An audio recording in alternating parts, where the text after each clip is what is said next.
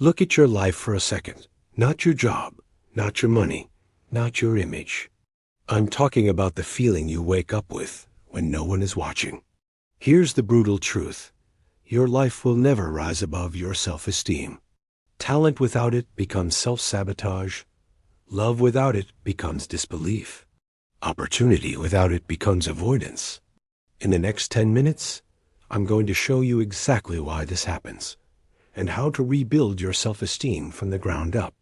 So what is self-esteem, really? It's not confidence. It's not ego. Self-esteem is your overall sense of worth as a human being. It's the deep, quiet answer to the questions. Do I matter? Am I worthy of love and respect just as I am? When your self-esteem is secure, you can fail without falling apart. You see setbacks as events, not as verdicts on your character. But when it's low, you slowly shrink your life to avoid the sting of shame. You stop trying new things. You avoid difficult conversations.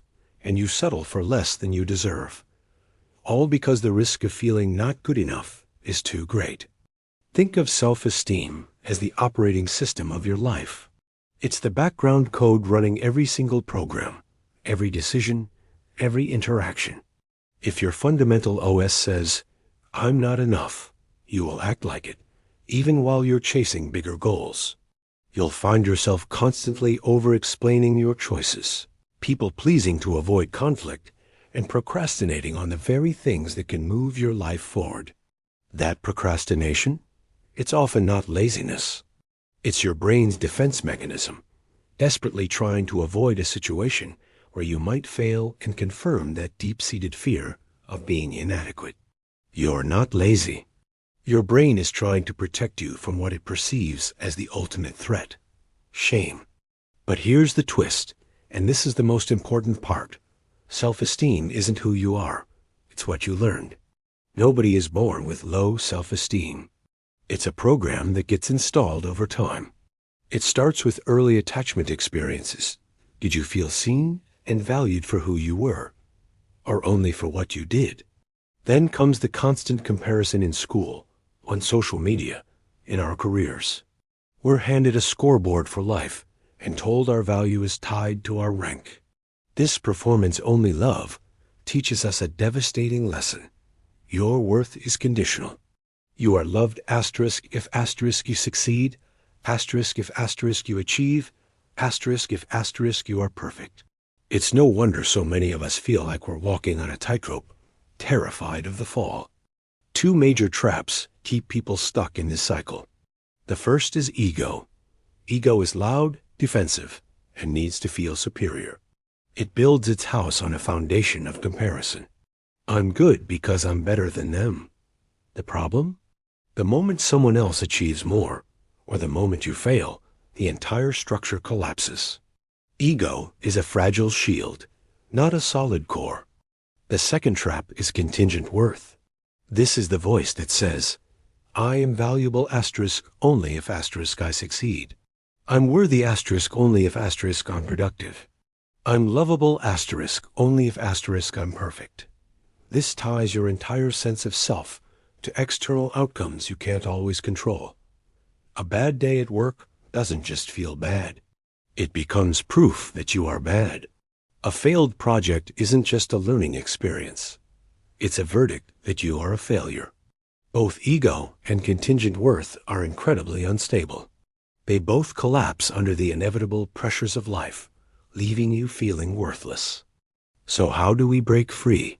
How do we build what psychologists call unconditional self-worth?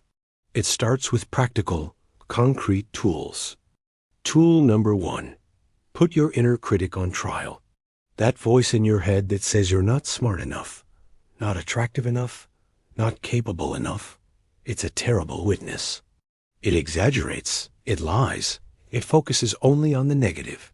So, become a fair judge. When the critic attacks, ask it 3 questions. First, what is the hard evidence for this thought? Not feelings, but facts. Second, what is the evidence against it? Be honest, there is always counter-evidence.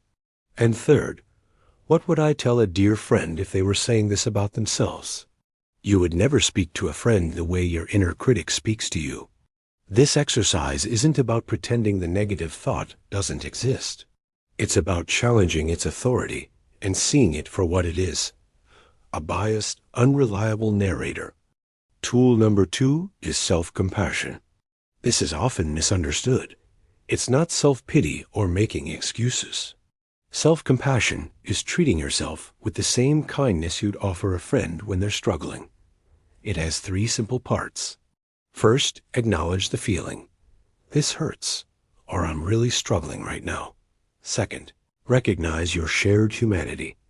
I am not alone in this feeling. Other people have felt this way. This simple step combats the isolating nature of shame. And third, ask yourself a gentle question. What do I need right now? Maybe it's a 5-minute break, a glass of water, or a walk outside. Instead of beating yourself up, you start treating yourself with care. It shifts your inner dialogue from "what's wrong with me?" to "what do I need?" Tool number 3 is the power of tiny promises. Low self-esteem erodes self-trust. We stop believing our own word because we've broken so many promises to ourselves. To rebuild that trust, you need to start small, ridiculously small. Don't promise to write a book. Promise to write for 5 minutes. Don't promise to go to the gym for an hour.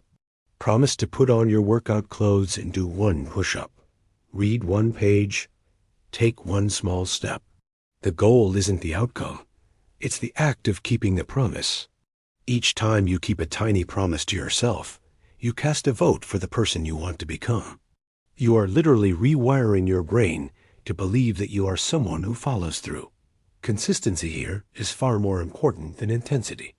Keep these promises daily, and you'll build a foundation of self-trust that becomes unshakable. As you start using these tools, you can amplify their effects by adding in a few other habits.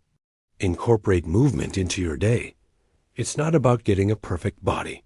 It's about inhabiting your body and feeling its strength. Set small boundaries. Say no to 1 tiny thing you don't want to do. This teaches your brain that your needs matter. And drastically reduce comparison. Unfollow accounts that make you feel less than. Remember, you are comparing your behind-the-scenes reality with someone else's highlight reel. When you do all this, you naturally start treating yourself like someone worth protecting. Your actions begin to align with the belief that you are valuable. Now for the final exercise. This is a powerful practice that directly targets the neural pathways of self-criticism. It's called an evidence journal. Every night for the next 2 weeks, I want you to do this. Take a notebook. At the top of the page, write down 1 critical claim your inner critic made that day. Something like, "I'm incompetent because I made a mistake in that meeting." Then, underneath it, you must find 3 pieces of concrete proof against that claim. For example, proof 1, I successfully completed a major project last month. Proof 2, my boss praised my report just last week.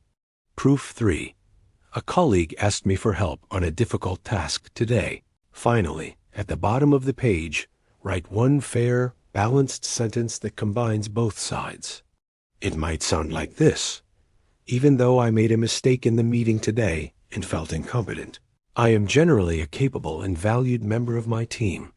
This isn't about toxic positivity, it's about accuracy. You are training your brain to stop overgeneralizing from a single negative event and to see the whole, complex, and much more positive picture of who you are. Do this for just 2 weeks, and you will fundamentally change how your brain sees you. You'll start to internalize your worth, not just understand it intellectually. And when that happens, watch how your life begins to respond. Thank you so much for watching. If this was helpful, please consider subscribing for more content on building a life you truly love living. You've got this.